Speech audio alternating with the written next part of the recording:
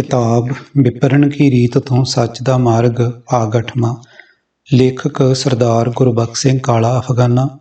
7वें कांड का पहला भाग अहकरण अहं, दूजा भाग अहंकार, तीजा भाग हों अथवा होमे, चौथा भाग होमे विच सब जग बोराना अते पंजवां भाग होमे ममता शब्दे खोवे। आवाज़ गुरजंट सिंह रूपोवाली। वाहिगुरु जी का खालसा वाहिगुरु जी की फतेह। महान कोश सफ़ा 32 ते अहंकरण अहंकार अहंकृत अभिमान। सतगुर मिलिया फल पाया, जिन विचों अहंकरण चुकाया। दुरमत का दुख कटिया, भाग बैठा मस्तक आए जियो। पन्ना 72। अर्थ, जिस मनुख ने अपने अंदरों अहंकार दूर कर लिया, उसने गुरु की शरण पै के परमात्मा का नाम रस प्राप्त कर लिया। उस मनुख के अंदरों भैड़ी मत का दुख कटिया जाता है, उसके मत्थे उत्ते भाग जाग पैंदा है। महान कोश सफ़ा 34। अहं हंकार अभिमान। अहं अहं अहै अवर मूढ़ मूढ़ मूढ़ बवरई। जत जात जात जात सदा सदा सदा सदा काल हई। मान मान मान त्याग मिरत मिरत निकट निकट सदा हई। हर हरे हरे भाज कहत नानक सुनो रे मूढ़। बिन भजन भजन भजन अहला जन्म गई। पन्ना 1308। अर्थ है भाई, ਇਹੋ ਜਿਹੇ ਅਨੇਕਾਂ ਹੀ ਹੋਰ ਹਨ ਜਿਨ੍ਹਾਂ ਦੇ ਅੰਦਰ ਹਉਮੈ ਹੀ ਹਉਮੈ ਨਾਮ ਤੋਂ ਉਹ ਸਖਣੇ ਮੂਰਖ ਹਨ, ਝੱਲੇ ਹਨ। ਉਹ ਧਰਤੀ ਉੱਤੇ ਤੁਰੇ ਫਿਰਦੇ ਹਨ, ਇਸ ਨੂੰ ਧਰਮ ਦਾ ਕੰਮ ਸਮਝਦੇ ਹਨ, ਪਰ ਉਹ ਜਿੱਥੇ ਵੀ ਜਾਂਦੇ ਹਨ ਸਦਾ ਹੀ ਆਤਮਕ ਮੌਤ ਉਹਨਾਂ ਉੱਤੇ ਸਵਾਰ ਰਹਿੰਦੀ ਹੈ। ਇਹ ਮੂਰਖ, ਇਹਨਾਂ ਸਮਾਧੀਆਂ ਦਾ ਮਾਣ, ਭੇਖ ਦਾ ਮਾਣ, ਸ਼ਾਸਤਰਾਂ ਦੇ ਗਿਆਨ ਦਾ ਅਹੰਕਾਰ ਛੱਡ ਦੇ। ਇਸ ਤਰ੍ਹਾਂ ਆਤਮਕ ਮੌਤ ਸਦਾ ਤੇਰੇ ਨੇੜੇ ਹੈ, ਸਦਾ ਤੇਰੇ ਨੇੜੇ ਹੈ। ਤੈਨੂੰ ਨਾਨਕ ਆਖਦਾ ਹੈ, ਮੂਰਖ, ਪਰਮਾਤਮਾ ਦਾ ਭਜਨ ਕਰ, ਹਰੀ ਦਾ ਭਜਨ ਕਰ।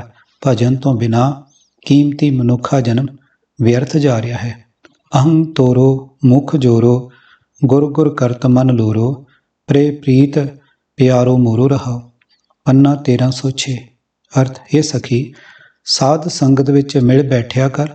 ਸਾਧ ਸੰਗਤ ਦੀ ਬਰਕਤ ਨਾਲ ਆਪਣੇ ਅੰਦਰੋਂ ਹਉਮੈ ਦੂਰ ਕਰ। ਇਹ ਸਹੇਲੀ, ਗੁਰੂ ਨੂੰ ਹਰ ਵੇਲੇ ਆਪਣੇ ਅੰਦਰ ਵਸਾਉਂਦਿਆਂ ਆਪਣੇ ਮਨ ਨੂੰ ਖੋਜਿਆ ਕਰ। ਇਸ ਤਰ੍ਹਾਂ ਆਪਣੇ ਪਿਆਰੇ ਪ੍ਰਭੂ ਦੀ ਪ੍ਰੀਤ ਵੱਲ ਪਰਤਾਇਆ ਕਰ ਰਹੋ। ਦੇਖ ਫੂਲ ਫੂਲੇ ਅਹੰ ਤਿਆਗ ਤਿਆਗੇ। ਚਰਨ ਕਮਲ ਪਾਗੇ ਤੁਮ ਮਿਲੋ ਪ੍ਰਭ ਸੁਭਾਗੇ। ਹਰ ਚੇਤ ਮਨ ਮੇਰੇ। ਪੰਨਾ 1185। ਅਰਥ ਹੈ, ਮੇਰੇ ਮਨ, ਆਪਣੇ ਅੰਦਰੋਂ ਹਉਮੈ ਦੂਰ ਕਰ। ਫਿਰ ਵੇਖ, ਤੇਰੇ ਅੰਦਰ ਫੁੱਲ ਹੀ ਫੁੱਲ ਖਿੜੇ ਹੋਏ ਹਨ। ਤੇਰੇ ਅੰਦਰ ਆਤਮਿਕ ਖੜਾਓ ਹੈ। ਇਹ ਭਾਗਾਂ ਵਾਲੇ ਮਨ, ਪ੍ਰਭੂ ਦੇ ਸੋਹਣੇ ਚਰਨਾਂ ਨਾਲ ਚਿੰਬੜਿਆ ਰਹੋ, ਪ੍ਰਭੂ ਨਾਲ ਜੁੜਿਆ ਰਹੋ। ਇਹ ਮੇਰੇ ਮਨ, ਪਰਮਾਤਮਾ ਨੂੰ ਯਾਦ ਕਰਦਾ ਰਹੋ। ਅਹੰਕਰਨ ਅਹੰਕਾਰ ਅਭਿਮਾਨ। ਨਾਨਕ ਸੋ ਸੂਰਾ ਵਰਿਆਮ, ਜਿਨ ਵਿੱਚੋਂ ਦੁਸ਼ਟ ਅਹੰਕਰਨ ਮਾਰਿਆ। ਗੁਰਮੁਖ ਨਾਮ ਸਲਾ ਜਨਮ ਸਵਾਰਿਆ। ਆਪ ਹੋਆ ਸਦਾ ਮੁਕਤ, ਸਭ ਕੋਲ ਨਿਸਤਾਰਿਆ। ਪੰਨਾ 86। ਅਰਥ ਹੈ, ਨਾਨਕ, ਉਹ ਮਨੁੱਖ ਬਹਾਦਰ ਸੂਰਮਾ ਹੈ ਜਿਸ ਨੇ ਮਨ ਵਿੱਚੋਂ ਦੁਸ਼ਟ ਅਹੰਕਾਰ ਨੂੰ ਦੂਰ ਕੀਤਾ ਹੈ ਤੇ ਗੁਰੂ ਦੇ ਸਨਮੁਖ ਹੋ ਕੇ ਪ੍ਰਭੂ ਦੇ ਨਾਮ ਦੀ ਸਿਫਤ ਸਲਾਹ ਕਰਕੇ ਜਨਮ ਸਫਲਾ ਕੀਤਾ ਹੈ। ਉਹ ਸੂਰਮਾ ਆਪ ਸਦਾ ਲਈ ਵਿਕਾਰਾਂ ਤੋਂ ਛੁੱਟ ਜਾਂਦਾ ਹੈ ਤੇ ਨਾਲ ਸਾਰੀ ਕੁੱਲ ਨੂੰ ਤਾਰ ਲੈਂਦਾ ਹੈ। ਨਾਮ ਨਾਲ ਪਿਆਰ ਕਰਨ ਵਾਲੇ ਬੰਦੇ ਸੱਚੇ ਹਰੀ ਦੀ ਦਰਗਾਹ ਵਿੱਚ ਸ਼ੋਭਾ ਪਾਉਂਦੇ ਹਨ। ਅਹੰ ਬੁੱਧ ਅਭਿਮਾਨ ਹਰੀ ਬੁੱਧ ਹਉਮੈ ਦਾ ਨਿਸ਼ਚਾ। ਅਹੰ ਬੁੱਧ ਬਹੁ ਸਗਨ ਗੁਰ ਨਾਮ ਦੀਨੋ ਕਰਨ ਕਾਰਨ ਜੋਗ। ਪੰਨਾ 502। ਅਰਥ, ਮੈਂ ਕਰਨ ਵਾਲੀ ਅਕਲ। ਹੰਕਾਰ ਬੜਾ ਲੰਮਾ ਰੋਗ ਹੈ। ਮਾਇਆ ਨਾਲ ਡੂੰਘਾ ਪਿਆਰ ਬੜਾ ਪੁਰਾਣਾ ਰੋਗ ਹੈ।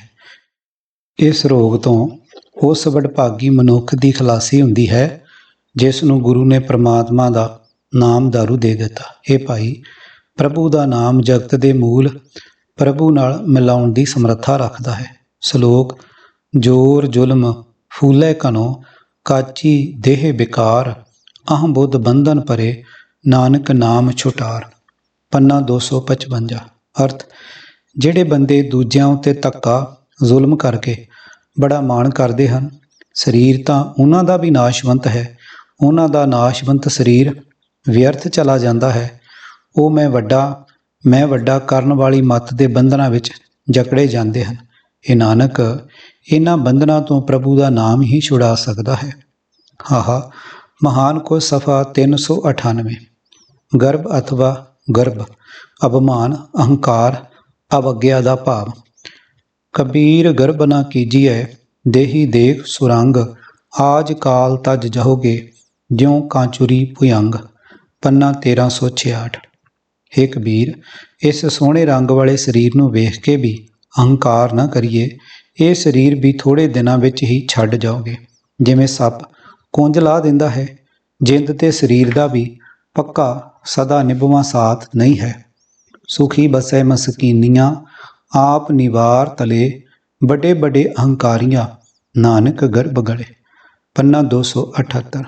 ਅਰਥ, ਗਰੀਬੀ ਸੁਭਾਅ ਵਾਲਾ ਬੰਦਾ ਆਪਾ ਭਾਵ ਦੂਰ ਕਰਕੇ ਤੇ ਨੀਵਾਂ ਰਹਿ ਕੇ ਸੁਖੀ ਵਸਦਾ ਹੈ, ਪਰ ਵੱਡੇ ਵੱਡੇ ਅਹੰਕਾਰੀ ਮਨੁੱਖ, ਇਹ ਨਾਨਕ, ਅਹੰਕਾਰ ਵਿੱਚ ਹੀ ਗਲ ਜਾਂਦੇ ਹਨ। ਬ੍ਰਹਮੇ ਗਰਭ ਕੀਆ ਨਹੀਂ ਜਾਣਿਆ, ਵੇਦ ਕੀ ਬਿਪਤ ਪੜੀ ਪਛੁਤਾਨਿਆ, ਜਹ ਪ੍ਰਭ ਸਿਮਰੇ ਤਹੀ ਮਨ ਮੰਨਿਆ, ਐਸਾ ਗਰਭ ਬੁਰਾ ਸੰਸਾਰੇ, ਜਿਸ ਗੁਰ ਮਿਲੇ ਤਿਸ ਗਰਭ ਨਿਵਾਰੇ ਰਹਾਓ। ਬਲ ਰਾਜਾ ਮਾਇਆ ਹੰਕਾਰੀ, ਜਗਨ ਕਰੇ ਬਹੁ ਭਾਰ ਅਫਾਰੀ, ਬਿਨ ਗੁਰ ਪੂਛੇ ਜਾਏ ਪਿਆਰੀ, ਹਰੀ ਚੰਦ ਦਾਨ ਕਰੇ ਜਸ ਲੇਵੈ, ਬਿਨ ਗੁਰ ਅੰਤ ਨ ਪਾਏ ਆਪੇਵੈ, ਆਪ ਭੁਲਾਏ ਆਪੇ ਮਤ ਦੇਵੈ, ਦੁਰਮਤ ਹਰਣਾਕਸ਼ ਦੁਰਾਚਾਰੀ, ਪ੍ਰਭ ਨਾਰਾਇਣ ਗਰਭ ਪਰਹਾਰੀ, ਪ੍ਰਹਲਾਦ ਉਧਾਰੇ ਕਿਰਪਾ ਧਾਰੀ, ਭੂਲੋ ਰਾਵਣ ਮੁਗਧਾ ਚੇਤ, ਲੂਟੀ ਲੰਕਾ ਸੀਸ ਸਮੇਤ, ਗਰਭ ਗਿਆ ਬਿਨ ਸਤਗੁਰ ਹੇਤ, ਸਹਸ ਬਾਨ ਮਦ ਕੀਟ ਮਹਿ ਖਾਸਾ, ਹਰਣਾਕਸ਼ ਲੈ ਨਖੋਂ ਬੇਦਾਸਾ, ਦੈਂਤ ਸੰਘਾਰੇ ਬਿਨ ਭਗਤ ਅਭਿਆਸਾ, ਜਗ ਸੰਧ ਕਾਲ ਜਮਨ ਸੁੰਘਾਰੇ, ਰਕਤ ਬੀਜ ਕਾਲ ਨੇਮ ਬਦੀਸਾ, ਦੈਂਤ ਸੰਘਾਰ ਸੰਤ ਨਿਸਤਾਰੇ, ਆਪੇ ਸਤਿਗੁਰ ਸ਼ਬਦ ਵਿਚਾਰੇ, ਦੂਜੇ ਭਾਏ ਦੈਂਤ ਸੰਘਾਰੇ, ਗੁਰਮੁਖ ਸਾਚ ਭਗਤ ਨਿਸਤਾਰੇ, ਬੂਢਾ ਦਰਜੋਧਨ ਪਤ ਖੋਈ, ਰਾਮ ਨ ਜਾਣਿਆ ਕਰਤਾ ਸੋਈ, ਜਨ ਕੋ ਦੁਖ ਪਚੈ ਦੁਖ ਹੋਈ, ਜਨ ਮੇਜੇ ਗੁਰ ਸ਼ਬਦ ਨ ਜਾਣਿਆ, ਕਿਉ ਸੁਖ ਪਾਵੈ ਭਰਮ ਭੁਲਾਨਿਆ, ਇਕ ਤਿਲ ਭੂਲੇ ਬਹੁਰ ਪਛੁਤਾਨਿਆ, ਕੰਸ ਕੇਸ ਚਾਂਡੂਰ ਨ ਕੋਈ, ਰਾਮ ਨ ਚੀਨਿਆ ਆਪਣੀ ਪਤ ਖੋਈ, ਬਿਨ ਜਗਦੀਸ਼ ਨ ਰਾਖੈ ਕੋਈ, ਬਿਨ ਗੁਰ ਗਰਭ ਨ ਮੇਟਿਆ ਜਾਏ, ਗੁਰਮਤਿ ਧਰਮ ਧੀਰਜ ਹਰਿ ਨਾਏ, ਨਾਨਕ ਨਾਮ ਮਿਲੇ ਗੁਣ ਗਾਏ। ਪੰਨਾ 224 ਅਤੇ 25। ਜਾਤ ਕਾ ਗਰਭ ਨ ਕਰ ਮੂਰਖ ਗਵਾਰਾ, ਇਸ ਗਰਭ ਤੇ ਚੱਲੇ ਬਹੁਤ ਬੇਕਾਰਾ। ਪੰਨਾ 1127। ਕਿਸ ਚੀਜ਼ ਦਾ ਮਾਣ ਅਤੇ ਕਾਹਦਾ ਗਰਭ, ਜਦ ਹੈ ਹੀ ਸਭ ਕੁਝ ਉਹ ਆਪ ਹੀ ਆਪ। ਰੂਪਵੰਤ ਹੋਏ ਨਾਹੀ ਮੋਹੇ, ਪ੍ਰਭ ਕੀ ਜੋਤ ਸਗਲ ਘਟ ਸੋ ਹੈ, ਤਨਵੰਤਾ ਹੋਏ ਕਿਆ ਕੋ ਗਰਭ ਹੈ, ਜਾਂ ਸਭ ਕਿਸ ਤਿਸ ਕਾ ਦੀਆ ਦਰਬ ਹੈ। ਅਤ ਸੂਰਾ ਜੇ ਕੋ ਕਹਾਵੇ, ਪ੍ਰਭ ਕੀ ਕਲਾ ਬਿਨਾ ਕਹਿਤਾਵੇ, ਜੇ ਕੋ ਹੋਏ ਬਹੇ ਦਾਤਾਰ, ਤਿਸ ਦੇਨ ਹਾਰ ਜਾਣੇ ਗਾਵਾਰ। ਜਿਸ ਗੁਰ ਪ੍ਰਸਾਦ ਟੁੱਟੇ ਹੋਂ ਰੋਗ, ਨਾਨਕ ਸੋ ਜਨ ਸਦਾ ਅਰੋਗ। ਪੰਨਾ 282। ਅਰਥ, ਰੂਪ ਵਾਲਾ ਹੋ ਕੇ ਕੋਈ ਪ੍ਰਾਣੀ ਰੂਪ ਦਾ ਮਾਣ ਨਾ ਕਰੇ, ਕਿਉਂਕਿ ਸਾਰੇ ਸਰੀਰਾਂ ਵਿੱਚ ਪ੍ਰਭੂ ਦੀ ਹੀ ਜੋਤ ਸ਼ੋਭਦੀ ਹੈ। ਧਨ ਵਾਲਾ ਹੋ ਕੇ ਕਿ ਕੋਈ ਮਨੁੱਖ ਅਹੰਕਾਰ ਕਰੇ, ਜਦੋਂ ਸਾਰਾ ਧਨ ਉਸ ਪ੍ਰਭੂ ਦਾ ਹੀ ਬਖਸ਼ਿਆ ਹੋਇਆ ਹੈ। ਜੋ ਕੋਈ ਮਨੁੱਖ ਆਪਣੇ ਆਪ ਨੂੰ ਬੜਾ ਸੂਰਮਾ ਖਵਾਏ, ਤਾਂ ਰਤਾ ਇਹ ਤਾਂ ਸੋਚੇ ਕਿ ਪ੍ਰਭੂ ਦੀ ਦਿੱਤੀ ਹੋਈ ਤਾਕਤ ਤੋਂ ਬਿਨਾਂ ਕਿੱਥੇ ਦੌੜ ਸਕਦਾ ਹੈ। ਜੇ ਕੋਈ ਬੰਦਾ ਧਨਾੜ ਹੋ ਕੇ ਦਾਤਾ ਬਣ ਬੈਠੇ, ਤਾਂ ਉਹ ਮੂਰਖ ਉਸ ਪ੍ਰਭੂ ਨੂੰ ਪਛਾਣੇ ਜੋ ਸਭ ਜੀਵਾਂ ਨੂੰ ਦੇਣ ਜੋਗਾ ਹੈ। ਇਹ ਨਾਨਕ, ਉਹ ਮਨੁੱਖ ਸਦਾ ਨਿਰੋਆ ਹੈ, ਜਿਸ ਦਾ ਅਹੰਕਾਰੀ ਰੂਪੀ ਰੋਗ ਗੁਰੂ ਦੀ ਕਿਰਪਾ ਨਾਲ ਦੂਰ ਹੁੰਦਾ ਹੈ। ਗੁਮਾਨ। ਬਿਸ਼ਟਾ ਅਸਤ ਰਖਤ ਪਰੇਟੇ ਚਾਮ, ਇਸ ਉਪਰਲੇ ਰਾਖਿਓ ਗੁਮਾਨ। ਪੰਨਾ 374। ਅਰਥ, ਤੇਰੇ ਅੰਦਰ ਦੇ ਵਿਸ਼ਟਾ ਹੱਡੀਆਂ ਤੇ ਲਹੂ ਆਦਿਕ ਬਾਹਰਲੇ ਚੰਮ ਨਾਲ ਲਪੇਟੇ ਹੋਏ ਨੇ, ਪਰ ਤੂੰ ਇਸੇ ਉੱਤੇ ਹੀ ਮਾਣ ਕਰੀ ਜਾ ਰਿਹਾ ਹੈ। ਗਰਭ। ਜੋਗੀ ਜੰਗਮ ਸੰਨਿਆਸੀ ਭੁੱਲੇ, ਉਹਨਾਂ ਅਹੰਕਾਰ ਬਹੁ ਗਰਭ ਵਧਾਇਆ। ਪੰਨਾ 513। ਅਰਥ ਜੋਗੀ ਜੰਗਮ ਤੇ ਸੰਨਿਆਸੀ ਆਪਣੇ ਵੱਲੋਂ ਤਿਆਗੀ ਬਣੇ ਹੋਏ ਹਨ, ਪਰ ਇਹ ਵੀ ਜੀਵਨ ਦੇ ਰਾਹ ਤੋਂ ਖੁੰਝੇ ਹੋਏ ਹਨ, ਕਿਉਂਕਿ ਇੱਕ ਤਾਂ ਆਪਣੇ ਤਿਆਗ ਦਾ ਹੀ ਇਹਨਾਂ ਦੇ ਮਾਣ ਨੇ ਹੰਕਾਰ ਨੂੰ ਵਧਾਇਆ ਹੋਇਆ। ਸੰਤੋ ਇਹਾ ਬਿਤਾਵੋਕਾਰੀ ਜਿਤ ਹਉਮੈ ਗਰਭ ਨਿਵਾਰੀ, ਪੰਨਾ 616। ਅਰਥ ਇਹ ਸੰਤ ਜਨੋ, ਮੈਨੂੰ ਕੋਈ ਇਹੋ ਜਿਹਾ ਇਲਾਜ ਦੱਸੋ ਜਿਸ ਨਾਲ ਮੈਂ ਆਪਣੇ ਅੰਦਰੋਂ ਹਉਮੈ ਹੰਕਾਰ ਦੂਰ ਕਰ ਸਕਾਂ। ਗੱਬ ਮਾਇਆ ਰੰਗ ਬੇਰੰਗ ਕਰਤ, ਭ੍ਰਮ ਮੋਹ ਹੈ ਕੂਪ ਗੁਬਾਰ ਭਰਿਓ ਹੈ, ਏਤਾ ਗੱਬ ਆਕਾਸ਼ ਨ ਮਾਵਤ, ਬਿਸ਼ਟਾ ਅਸਤ ਕ੍ਰਿਮ ਉਦਰ ਭਰਿਓ ਹੈ, ਦੈ ਦਿਹਤਾਏ ਮਹਾ ਬਿਖਿਆ ਕੋ, ਪਰ ਧਨ ਸ਼ੀਨ ਅਗਿਆਨ ਹਰਿਓ ਹੈ, ਜੋਬਨ ਬੀਤ ਜਰਾ ਰੋਗ ਗ੍ਰਸਿਓ, ਜਮ ਦੂਤਨ ਡੰਡ ਮਿਰਤ ਮਰਿਓ ਹੈ, ਅਨਕ ਜੋਨ ਸੰਕਟ ਨਰਕ ਪੁਚੰਤ, ਸਾਸਨ ਦੁਖ ਗਰਤ ਗਰਿਓ ਹੈ, ਪ੍ਰੇਮ ਭਗਤ ਉਧਰੇ ਸੇ ਨਾਨਕ, ਕਰ ਕਿਰਪਾ ਸੰਤ ਆਪ ਕਰਿਓ ਹੈ। ਪੰਨਾ 1388। ਗਰਬਸ ਗਰਭ ਕਰਦਾ ਹੈ, ਕਹਾਂ ਨਰ ਗਰਬਸ ਥੋਰੀ ਬਾਤ, ਮਨ ਦਸ ਨਾਜ ਟਕਾ ਚਾਰ ਗਾਂਠੀ, ਐਂਡੋ ਟੈਡੋ ਜਾਤ। ਪੰਨਾ 1251। ਇਹ ਬੰਦੇ ਥੋੜੀ ਜਿਹੀ ਗੱਲ ਪਿੱਛੇ ਭਾਵ ਇਸ ਚੰਦ ਰੋਜ਼ਾ ਜ਼ਿੰਦਗੀ ਪਿੱਛੇ ਕਿਉਂ ਮਾਣ ਕਰ ਰਹੇ? 10 ਮਣ ਦਾਣੇ ਜਾਂ 4 ਟਕੇ ਜੇ ਪੱਲੇ ਹੋ ਗਏ ਤਾਂ ਕੀ ਹੋਇਆ? ਕਿਉਂ ਇਤਨਾ ਆਕੜ ਕੇ ਤੁਰਦਾ ਹੈ? ਗਰਬਈਆ ਇਸ ਤਨ ਧਨ ਕੋ ਕਿਆ ਗਰਬਈਆ, ਰਾਮ ਨਾਮ ਕਾਹੇ ਨਾ ਦ੍ਰਿੜਈਆ। ਪੰਨਾ 330।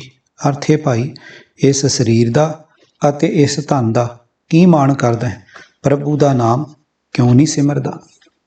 ਮਹਾਨ ਕੋਸ਼ ਸਫਾ 72। ਅਭਿਮਾਨ ਹੰਕਾਰ ਗਰਭ, ਮਮਤਾ ਅਪਮਾਨ ਨਿਰਾਦਰ, ਸਭਹੂ ਤਲੇ ਤਲੇ ਸਭ ਉੱਪਰ, ਇਹ ਦ੍ਰਿਸ਼ਟ ਦ੍ਰਿਸ਼ਟ ਆਏ, ਅਭਿਮਾਨ ਖੋਏ ਖੋਏ ਖੋਏ ਖੋਈ, ਹਉ ਮੋਕੋ ਸਤਿਗੁਰ ਮੰਤਰ ਦ੍ਰਿੜਾਏ। ਪੰਨਾ 820। ਅਰਥ ਇਹ ਮੋਹਨ, ਮੇਰੀ ਨਿਗਾਹ ਵਿੱਚ ਇਹੋ ਜਿਹੀ ਜੋਤ ਪੈਦਾ ਕਰ ਕਿ ਮੈਂ ਆਪਣੇ ਆਪ ਨੂੰ ਸਭ ਨਾਲੋਂ ਨੀਵਾਂ ਸਮਝਾਂ ਅਤੇ ਸਭ ਨੂੰ ਆਪਣੇ ਨਾਲੋਂ ਉੱਚਾ ਜਾਣਾ। ਇਹ ਮੋਹਨ ਮੇਰੇ ਹਿਰਦੇ ਵਿੱਚ ਗੁਰੂ ਦਾ ਉਪਦੇਸ਼ ਪੱਕਾ ਕਰ ਦੇ, ਤਾਂ ਕਿ ਮੈਂ ਸਦਾ ਲਈ ਆਪਣੇ ਅੰਦਰੋਂ ਅਹੰਕਾਰ ਦੂਰ ਕਰ ਦਿਆਂ। ਮਮਤਾ ਤਿਸ਼ਨਾ ਅਗਨ ਜਲੇ ਸੰਸਾਰਾ, ਲੋਭ ਅਭਿਮਾਨ ਬਹੁਤ ਅਹੰਕਾਰਾ, ਮਰ ਮਰ ਜਨਮੇ ਪਤ ਗਵਾਏ, ਆਪਣੀ ਬਿਰਥਾ ਜਨਮ ਗਵਾਵਣਿਆ। ਪੰਨਾ 120। ਅਰਥ ਹੈ ਭਾਈ, ਜਗਤ ਮਾਇਆ ਦੀ ਤ੍ਰਿਸ਼ਨਾ ਦੀ ਅੱਗ ਵਿੱਚ ਸੜ ਰਿਹਾ ਹੈ। ਇਸ ਉੱਤੇ ਲੋਭ ਅਭਿਮਾਨ ਅਹੰਕਾਰ ਆਪੋ ਆਪਣਾ ਜ਼ੋਰ ਪਾ ਰਿਹਾ ਹੈ। ਤ੍ਰਿਸ਼ਨਾ ਦੀ ਅੱਗ ਦੇ ਕਾਰਨ ਜਗਤ ਆਤਮਕ ਮੌਤ ਸਹੇੜ ਕੇ ਜਨਮ ਮਰਨ ਦੇ ਗੇੜ ਵਿੱਚ ਪਿਆ ਹੋਇਆ ਹੈ, ਆਪਣੀ ਇੱਜ਼ਤ ਗਵਾ ਰਿਹਾ ਹੈ ਤੇ ਆਪਣਾ ਮਨੁੱਖਾ ਜਨਮ ਵਿਅਰਥ ਜਾਇਆ ਕਰ ਰਿਹਾ ਹੈ। ਮਹਾਨ ਕੋਸ਼ ਵਾਲੇ ਨੇ ਇੱਥੇ ਅਭਿਮਾਨ ਦਾ ਅਰਥ ਮਮਤਾ ਲਿਆ ਹੈ, ਪਰ ਸਾਹਿਬ ਸਿੰਘ ਜੀ ਸਹਿਮਤ ਨਹੀਂ ਹਨ। ਅਪਮਾਨ ਨਿਰਾਦਰ ਦੇ ਅਰਥਾਂ ਵਿੱਚ ਅਪਮਾਨ, ਮਾਨ ਅਭਿਮਾਨ ਮੰਦੇ ਸੋ ਸੇਵਕ ਨਾਹੀ, ਤਤ ਸਮਦਰਸੀ ਸੰਤੋ ਕੋਈ ਕੋਟ ਮਦਾਹੀ। ਪੰਨਾ 51। ਇਹ ਸੰਤ ਜਨੋ, ਸਭ ਥਾਂ ਜਗਤ ਦੇ ਮੂਲ ਪ੍ਰਭੂ ਨੂੰ ਵੇਖਣ ਵਾਲਾ ਤੇ ਸਭ ਨੂੰ ਇੱਕੋ ਜਿਹੀ ਪ੍ਰੇਮ ਦੀ ਨਿਗਾਹ ਨਾਲ ਵੇਖਣ ਵਾਲਾ ਬੰਦਾ ਕਰੋੜਾਂ ਵਿੱਚੋਂ ਕੋਈ ਇੱਕ ਹੁੰਦਾ ਹੈ। ਜਿਹੜਾ ਬੰਦਾ ਜਗਤ ਵੱਲੋਂ ਮਿਲਦੇ ਆਦਰ ਜਾਂ ਨਿਰਾਦਰੀ ਦੇ ਅਹਿਸਾਸ ਵਿੱਚ ਫਸਿਆ ਰਹਿੰਦਾ ਹੈ, ਉਹ ਪਰਮਾਤਮਾ ਦਾ ਅਸਲ ਸੇਵਕ ਨਹੀਂ ਅਖਵਾ ਸਕਦਾ। ਮਾਨ ਅਭਿਮਾਨ ਦੋ ਸਮਾਨੇ, ਮਸਤਕ ਡਾਰ ਗੁਰ ਭਾਗਿਓ, ਸੰਪਤ ਹਰਖ ਨ ਆਪਤ ਦੁਖਾ, ਰੰਗ ਠਾਕੁਰੇ ਲਾਗਿਓ। ਪੰਨਾ 215। ਅਭਿਮਾਨੀ ਹੰਕਾਰੀ ਮਗਰੂਰ, ਸੁਣ ਸਾਜਨ ਮੇਰੇ ਮੀਤ ਪਿਆਰੇ, ਸਤ ਬਚਨ ਵਰਤੈ ਹਰ ਦੁਆਰੇ, ਜੈਸਾ ਕਰੇ ਸੋ ਤੈਸਾ ਪਾਏ, ਅਭਿਮਾਨੀ ਕੀ ਜੜ ਸਰ ਪਰ ਜਾਏ। ਪੰਨਾ 869। ਹੇ ਮੇਰੇ ਸੱਜਣ, ਹੇ ਪਿਆਰੇ ਮਿੱਤਰ, ਸੁਣ, ਮੈਂ ਤੈਨੂੰ ਉਹ ਅਟਲ ਨਿਯਮ ਦੱਸਦਾ ਹਾਂ ਜੋ ਪਰਮਾਤਮਾ ਦੇ ਦਰ 'ਤੇ ਸਦਾ ਵਾਪਰਦੇ ਹਨ। ਉਹ ਅਟਲ ਨਿਯਮ ਇਹ ਹਨ ਕਿ ਮਨੁੱਖ ਜਿਹੋ ਜਿਹਾ ਕਰਮ ਕਰਦਾ ਹੈ, ਉਹੋ ਜਿਹਾ ਫਲ ਪਾ ਲੈਂਦਾ ਹੈ। ਅਹੰਕਾਰੀ ਮਨੁੱਖ ਦੀ ਜੜ ਜ਼ਰੂਰ ਵੱਢੀ ਜਾਂਦੀ ਹੈ। ਗੁਰਮੁਖ ਜਾਗ ਰਹੇ ਚੂਕੀ ਅਭਿਮਾਨੀ ਰਾਮ, ਅਨ ਦਿਨ ਭੋਰ ਪਿਆ ਸਾਚ ਸਮਾਨੀ ਰਾਮ। ਪੰਨਾ 1111। ਅਰਥ ਗੁਰੂ ਦੇ ਸਨਮੁਖ ਰਹਿਣ ਵਾਲੇ ਮਨੁੱਖ ਮਾਇਆ ਦੇ ਹੱਲਿਆਂ ਵੱਲੋਂ ਸਦਾ ਸੁਚੇਤ ਰਹਿੰਦੇ ਹਨ। ਉਹਨਾਂ ਦੇ ਅੰਦਰੋਂ ਅਹੰਕਾਰ ਵਾਲੀ ਦਸ਼ਾ ਮੁੱਕ ਜਾਂਦੀ ਹੈ। ਉਹਨਾਂ ਦੇ ਅੰਦਰ ਹਰ ਵੇਲੇ ਆਤਮਿਕ ਜੀਵਨ ਦੀ ਸੂਝ ਦਾ ਚਾਨਣ ਹੋਇਆ ਰਹਿੰਦਾ ਹੈ। ਉਹਨਾਂ ਦੀ ਸੁਰਤ ਸਦਾ ਕਾਇਮ ਰਹਿਣ ਵਾਲੇ ਪ੍ਰਮਾਤਮਾ ਵਿੱਚ ਟਿਕੀ ਰਹਿੰਦੀ ਹੈ। ਤਜ ਅਭਿਮਾਨ ਮੋਹ ਮਾਇਆ ਫੁਨ ਭਜਨ ਰਾਮ ਚਿਤ ਲਾਵੋ ਨਾਨਕ ਕਹਿਤ ਮੁਕਤ ਪੰਥ ਇਹ ਗੁਰਮੁਖ ਹੋਏ ਤੁਮ ਪਾਵੋ। ਪੰਨਾ 219। ਅਰਥ, ਇਹ ਸੰਤ ਜਨੋ ਹੰਕਾਰ ਦੂਰ ਕਰਕੇ ਅਤੇ ਮਾਇਆ ਦਾ ਮੋਹ ਦੂਰ ਕਰਕੇ ਆਪਣਾ ਚਿੱਤ ਪ੍ਰਮਾਤਮਾ ਦੇ ਭਜਨ ਵਿੱਚ ਜੋੜੀ ਰੱਖੋ। ਨਾਨਕ ਆਖਦਾ ਹੈ, ਵਿਕਾਰਾਂ ਤੋਂ ਖਲਾਸੀ ਪ੍ਰਾਪਤ ਕਰਨ ਦਾ ਇਹੀ ਰਸਤਾ ਹੈ, ਪਰ ਗੁਰੂ ਦੀ ਸ਼ਰਨ ਪੈ ਕੇ ਹੀ ਤੁਸੀਂ ਇਹ ਰਸਤਾ ਲੱਭ ਸਕੋਗੇ। ਦਰਬਵੰਤ ਦਰਬ ਦੇਖ ਗਰਬੈ ਭੂਮਵੰਤ ਅਭਿਮਾਨੀ ਰਾਜਾ ਜਾਣੇ ਸਗਲ ਰਾਜ ਹਮਰਾ ਤਿਉ ਹਰ ਜਨ ਟੇਕ ਸੁਭਾਮੀ। ਪੰਨਾ 679। ਅਰਥ, ਹੈ ਭਾਈ, ਧਨੀ ਮਨੁੱਖ ਨੂੰ ਧਨ ਦਾ ਆਸਰਾ ਹੁੰਦਾ ਹੈ, ਪਰ ਧਨੀ ਮਨੁੱਖ ਧਨ ਨੂੰ ਵੇਖ ਕੇ ਅਹੰਕਾਰ ਕਰਨ ਲੱਗ ਪੈਂਦਾ ਹੈ। ਜ਼ਮੀਨ ਦੇ ਮਾਲਕ ਨੂੰ ਜ਼ਮੀਨ ਦਾ ਸਹਾਰਾ ਹੁੰਦਾ ਹੈ, ਪਰ ਜ਼ਮੀਨ ਦਾ ਮਾਲਕ ਆਪਣੀ ਜ਼ਮੀਨ ਵੇਖ ਕੇ ਅਹੰਕਾਰੀ ਹੋ ਜਾਂਦਾ ਹੈ। ਰਾਜਾ ਸਮਝਦਾ ਹੈ ਸਾਰਾ ਦੇਸ਼ ਮੇਰਾ ਹੀ ਰਾਜ ਹੈ। ਰਾਜੇ ਨੂੰ ਰਾਜ ਦਾ ਸਹਾਰਾ ਹੈ, ਪਰ ਰਾਜ ਦਾ ਹੰਕਾਰ ਵੀ ਹੈ। ਇਸੇ ਤਰ੍ਹਾਂ ਪ੍ਰਮਾਤਮਾ ਦੇ ਸੇਵਕ ਨੂੰ ਮਾਲਕ ਪ੍ਰਭੂ ਦਾ ਆਸਰਾ ਹੈ, ਪਰ ਉਸ ਨੂੰ ਕੋਈ ਅਹੰਕਾਰ ਨਹੀਂ। ਘਰ ਹੀ ਮਾਹੇ ਸਭ ਕੋਟ ਨਿਧਾਨ ਸਤਿਗੁਰ ਦਿਖਾਏ ਗਿਆ ਅਭਿਮਾਨ ਸਦ ਹੀ ਲਾਗਾ ਸਹਿਜ ਧਿਆਨ ਅਨ ਦਿਨ ਗਾਵੇ ਏਕੋ ਨਾਮ। ਪੰਨਾ 798। ਭਾਰ 18 ਮੈਂ ਚੰਦਨ ਉਤਮ ਚੰਦਨ ਨਿਕਟ ਸਭ ਚੰਦ ਹੁਈਆ ਸਾਖਤ ਕੂੜੇ ਉਬ ਸੁਖ ਹੁਏ ਮਨ ਅਭਿਮਾਨ ਵਿਛੜ ਦੂਰ ਗਈਆ। ਪੰਨਾ 834। ਇੱਕ ਭੇਖ ਕਰੇ ਫਿਰੇ ਅਭਿਮਾਨੀ ਤਿਨ ਜੂਵੇ ਬਾਜ਼ੀ ਹਾਰੀ। ਪੰਨਾ 910। ਵੇਖਿਆ ਕਾ ਧਨ ਬਹੁਤ ਅਭਿਮਾਨ ਅਹੰਕਾਰ ਡੂਬੇ ਨਾ ਪਾਵੇ ਮਾਨ। ਪੰਨਾ 666। ਅਜਿਹੇ ਕਈ ਗੁਰੂ ਫਰਮਾਨ ਹੋਰ ਵੀ ਹਨ। ਮਹਾਨ ਕੋਈ ਸਫਾ 34। ਅਹਮਿਓ ਅਹਮੇਵ ਅਹਮੇਵ ਖੁਦੀ ਹਉਮੈ ਹੰਕਾਰ ਮੈਂ ਹੀ ਹਾਂ, ਭਾਵ ਮੈਥੋਂ ਵੱਧ ਹੋਰ ਕੋਈ ਨਹੀਂ। ਜੋ ਜੋ ਕਰਤੇ ਅਹਮਿਓ ਚੜ ਧਰਤੀ ਪੜਤੇ। ਪੰਨਾ 317। ਕਰਮ ਕਰਤ ਬੱਧੇ ਹਮੇਵ ਮਿਲ ਪਾਥਰ ਕੀ ਕਰਹੀ ਸੇਵ। ਪੰਨਾ 324। ਮਨੁੱਖ ਧਾਰਮਿਕ ਰਸਮਾਂ ਕਰਦੇ ਹਉਮੈ ਵਿੱਚ ਬੱਝੇ ਪਏ ਹਨ ਅਤੇ ਰਲ ਕੇ ਪੱਥਰਾਂ ਦੀ ਹੀ ਪੂਜਾ ਕਰ ਰਹੇ ਹਨ, ਪਰ ਇਹ ਸਭ ਕੁਝ ਵਿਅਰਥ ਹੈ। ਅਹਮੇਵ ਸਿਉ ਮਸਲਤ ਛੋਡੀ ਗੁਰ ਕਹਿਆ ਇਹ ਮੂਰਖ ਹੋਡੀ ਇਹ ਨੀਗਰ ਘਰ ਕਹੀ ਨਾ ਪਾਏ ਹਮ ਗੁਰ ਰਾਖ ਲੀਏ ਲਿਵ ਲਾਏ। ਪੰਨਾ 1347। ਅਰਥ, ਹੈ ਭਾਈ, ਮੈਂ ਅਹੰਕਾਰ ਨਾਲ ਵੀ ਮੇਲ ਮਿਲਾਪ ਛੱਡ ਦਿੱਤਾ ਹੈ। ਗੁਰੂ ਨੇ ਮੈਨੂੰ ਦੱਸਿਆ ਹੈ ਕਿ ਇਹ ਅਹੰਕਾਰ ਮੂਰਖ ਹੈ, ਜ਼ਿੱਦੀ ਹੈ। ਅਹੰਕਾਰ ਮਨੁੱਖ ਨੂੰ ਮੂਰਖ ਤੇ ਜ਼ਿੱਦੀ ਬਣਾ ਦਿੰਦਾ ਹੈ। ਹੁਣ ਇਹ ਅਹੰਕਾਰ ਬੇਘਰਾ ਹੋ ਗਿਆ। ਮੇਰੇ ਅੰਦਰ ਇਸ ਨੂੰ ਕੋਈ ਟਿਕਾਣਾ ਨਹੀਂ ਮਿਲਦਾ।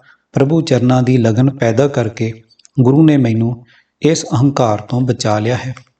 ਦੂਜੇ ਪਹਿਰੇ ਰਹਿਣ ਕੇ ਵਣਜਾਰਿਆ ਮਿੱਤਰਾ ਭਰ ਜੁਆਨੀ ਲਹਿਰੀ ਦੇ ਬੁਰਾ ਭਲਾ ਨਾ ਪਛਾਣੀ ਵਣਜਾਰਿਆ ਮਿੱਤਰਾ ਮਨ ਮੱਤਾ ਅਹਮੇਵ ਬੁਰਾ ਭਲਾ ਨਾ ਪਛਾਣੇ ਪ੍ਰਾਣੀ ਆਗੇ ਪੰਥ ਕਰਾਰਾ। ਪੰਨਾ 77। ਅਰਥ, ਹਰ ਨਾਮ ਦਾ ਵਣਜ ਕਰਨ ਆਏ ਹੈ ਜੀਵ ਮਿੱਤਰ। ਜ਼ਿੰਦਗੀ ਦੀ ਰਾਤ ਦੇ ਦੂਜੇ ਪਹਿਰ ਸਿਖਰ ਤੇ ਪਹੁੰਚੀ ਹੋਈ ਜਵਾਨੀ ਜੀਵ ਦੇ ਅੰਦਰ ਉਛਾਲੇ ਮਾਰਦੀ ਹੈ। ਹੇ ਵਣਜਾਰੇ ਮਿੱਤਰ, ਤਦੋਂ ਜੀਵ ਦਾ ਮਨ ਹਉਮੈ ਹੰਕਾਰ ਵਿੱਚ ਮਸਤ ਰਹਿੰਦਾ ਹੈ ਤੇ ਉਹ ਚੰਗੇ ਮੰਦੇ ਕੰਮ ਵਿੱਚ ਤਮੀਜ਼ ਨਹੀਂ ਕਰਦਾ। ਜਵਾਨੀ ਦੇ ਮੱਧ ਵਿੱਚ ਪ੍ਰਾਣੀ ਇਹ ਨਹੀਂ ਪਛਾਣਦਾ ਕਿ ਜੋ ਕੁਝ ਮੈਂ ਕਰ ਰਿਹਾ ਹਾਂ ਚੰਗਾ ਹੈ ਜਾਂ ਮੰਦਾ। ਵਿਕਾਰਾਂ ਵਿੱਚ ਪੈ ਜਾਂਦਾ ਹੈ ਤੇ ਪਰਲੋਕ ਵਿੱਚ ਔਖਾ ਪੈਂਡਾ ਝਾਕਦਾ ਹੈ। ਮਹਾਨ ਕੋਈ ਸਫਾ 255। ਹਉ ਅਹੰ ਮੈਂ ਸੰਗਿਆ ਹਉਮੈ ਅਹੰਤਾ ਮੈਂ ਦਾ ਭਾਵ ਹੈ ਅਥਵਾ ਹੋਣ ਦੀ ਥਾਂ ਵੀ ਹਉ ਆਇਆ ਹੈ। ਜਿਵੇਂ ਤੁਮ ਜੋ ਕਹਿਤ ਹੋ ਨੰਦ ਕੋ ਨੰਦਨ ਨੰਦ ਸੋ ਨੰਦਨ ਕਾ ਕੋ ਰੇ। ਪੰਨਾ 338। ਤਿਸ ਗੁਰ ਕਉ ਹਉ ਵਾਰਿਆ ਜਿਨ ਹਰ ਕੀ ਹਰ ਕਥਾ ਸੁਣਾਈ ਤਿਸ ਗੁਰ ਕਉ ਸਦ ਬਲਿਹਾਰਣੇ ਜਿਨ ਹਰ ਸੇਵਾ ਬਣਤ ਬਣਾਈ। ਪੰਨਾ 588। ਮੈਂ ਸਦਕੇ ਹਾਂ ਉਸ ਸਤਿਗੁਰੂ ਤੋਂ ਜਿਸ ਨੇ ਪ੍ਰਭੂ ਦੀ ਗੱਲ ਸੁਣਾਈ ਹੈ ਤੇ ਜਿਸ ਨੇ ਪ੍ਰਭੂ ਦੀ ਭਗਤੀ ਦੀ ਰੀਤ ਚਲਾਈ ਹੈ। ਹਉ ਬੰਦੀ ਪ੍ਰੇ ਖਿਜ਼ਮਤਦਾਰ ਉਹ ਅਬਨਾਸ਼ੀ ਅਗਮ ਅਪਾਰ ਲੈ ਪੱਖਾ ਪ੍ਰੇ ਝੱਲੋਂ ਪਾਏ ਭਾਗ ਗਏ ਪੰਚ ਦੂਤ ਲਾਏ। ਪੰਨਾ 394। ਅਰਥ, ਇਹ ਸਖੀ ਹੁਣ ਮੈਂ ਪਿਆਰੇ ਪ੍ਰਭੂ ਪਤੀ ਦੀ ਦਾਸੀ ਬਣ ਗਈ ਹਾਂ। ਸੇਵਾਦਾਰਨੀ ਬਣ ਗਈ ਹਾਂ। ਹੇ ਸਖੀ, ਮੇਰਾ ਉਹ ਪਤੀ ਕਦੇ ਮਰਨ ਵਾਲਾ ਨਹੀਂ, ਅਪਹੁੰਚ ਤੇ ਬੇਅੰਤ ਹੈ। ਇਹ ਸਖੀ, ਗੁਰੂ ਦੀ ਕਿਰਪਾ ਨਾਲ ਜਦੋਂ ਤੋਂ ਪੱਖਾ ਹੱਥ ਵਿੱਚ ਫੜ ਕੇ ਉਸਦੇ ਪੈਰਾਂ ਵਿੱਚ ਖਲੋ ਕੇ ਮੈਂ ਉਸ ਪਿਆਰੇ ਨੂੰ ਚੱਲਦੀ ਰਹਿੰਦੀ ਹਾਂ, ਤਦੋਂ ਤੋਂ ਮੇਰੇ ਆਤਮਿਕ ਜੀਵਨ ਦੀਆਂ ਜੜ੍ਹਾਂ ਕੱਟਣ ਵਾਲੇ ਕਾਮਾਤਿਕ ਪੰਜੇ ਵੈਰੀ ਭੱਜ ਗਏ ਹਨ। ਭਾਗ ਦੂਜਾ, ਅਹੰਕਾਰ।